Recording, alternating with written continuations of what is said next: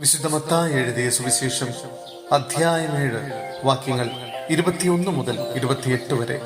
യഥാർത്ഥ ശിഷ്യൻ. കർത്താവേ കർത്താവേ എന്ന് എന്നോട് വിളിച്ചപേക്ഷിക്കുന്നവനല്ല, എന്റെ സ്വർഗസ്ഥനായ പിതാവിന്റെ ഇഷ്ടം നിറവേറ്റുന്നവരാണ് സ്വർഗരാജ്യത്തിൽ പ്രവേശിക്കുക. അന്ന് പലരും എന്നോട് ചോദിക്കും, കർത്താവേ കർത്താവേ, ഞങ്ങൾ നിന്റെ നാമത്തിൽ പ്രവചിക്കുകയും നിന്റെ നാമത്തിൽ പിശാചുക്കളെ പുറത്താക്കുകയും നിന്റെ നാമത്തിൽ നിരവധി അത്ഭുതങ്ങൾ പ്രവർത്തിക്കുകയും ചെയ്തില്ലേ? അപ്പോൾ ഞാൻ അവരോട് പറയും, നിങ്ങളെ ഞാൻ ഒരിക്കലും അറിഞ്ഞിട്ടില്ല.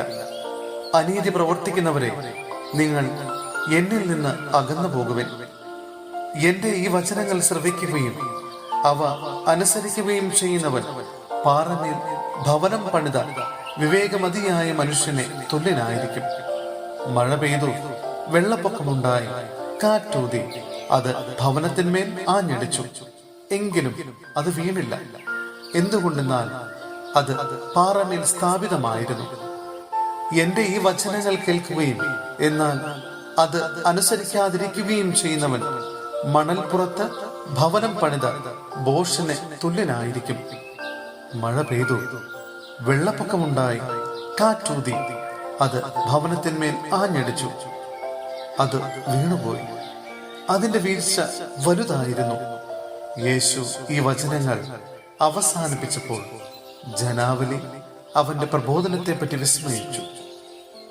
അവരുടെ നിയമജ്ഞരെ പോലെയല്ല, അധികാരമുള്ളവനെ പോലെയാണ് അവൻ പഠിപ്പിച്ചത്.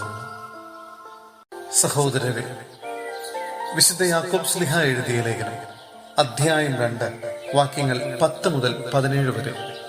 പക്ഷപാതത്തിനെതിരെ.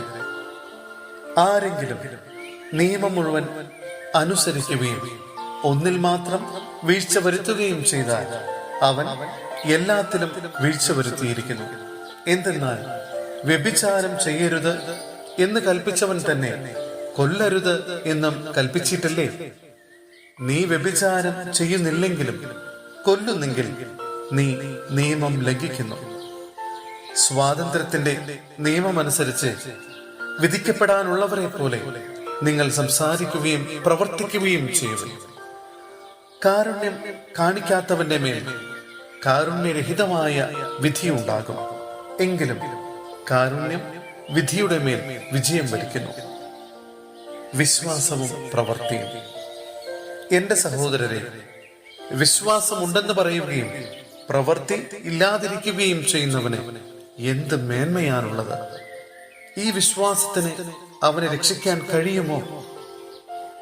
ഒരു സഹോദരനോ സഹോദരിയോ ആവശ്യത്തിന് വസ്ത്രമോ ഭക്ഷണമോ ഇല്ലാതെ കഴിയുമ്പോൾ നിങ്ങളിൽ ആരെങ്കിലും ശരീരത്തിന് ആവശ്യമായത് അവർക്ക് കൊടുക്കാതെ സമാധാനത്തിൽ പോവുക, തീ കായുക, വിശപ്പടക്കുക എന്നൊക്കെ അവരോട് പറയുന്നെങ്കിൽ അതുകൊണ്ട് എന്തു പ്രയോജനം?